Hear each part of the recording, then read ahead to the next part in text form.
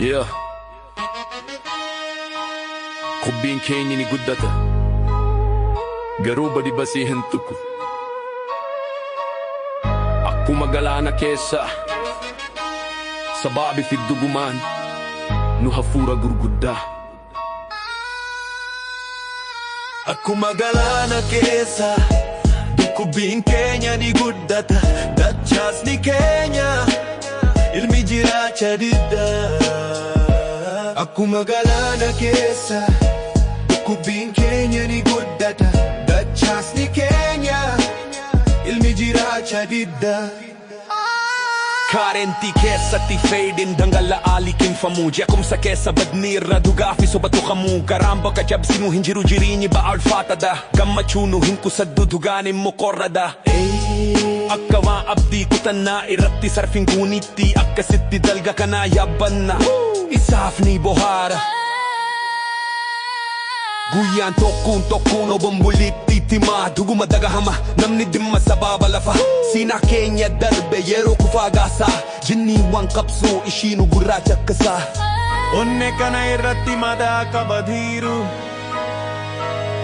waan baay'ee dhukkubsu isatu. Kana keessa sosochuu lola keessa tarkaanfachaa duunii dhabdee. Survivors ejwa birakkachaa jira, dhugaan tibe soba liqimfna hunda. Qoricha qofa hawwina, garuu dhukkubbiin hiriyaa amanamaa raasuu hin danda'u. Soba liqimfna hunda, qoricha qofa hawwina, garuu dhukkubbiin hiriyaa amanamaa raasuu hin danda'u. Summir kanaa aada sababa keessa, sababa keessa, sababa keessa, sababa keessa, sababa keessa.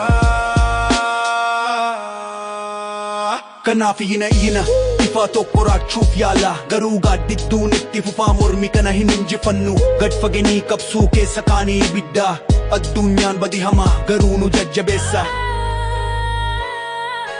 Dhukkubbiin keenya ni guddata, garuu badi basii hin tuqu.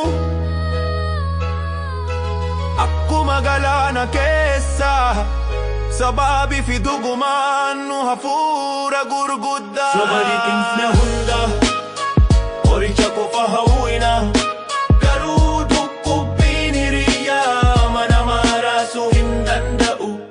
Soba liqimfna hunda, qoricha qofa hawwina, garuu dhukkubbiin hiriyaa amanamaa raasuu hin danda'u.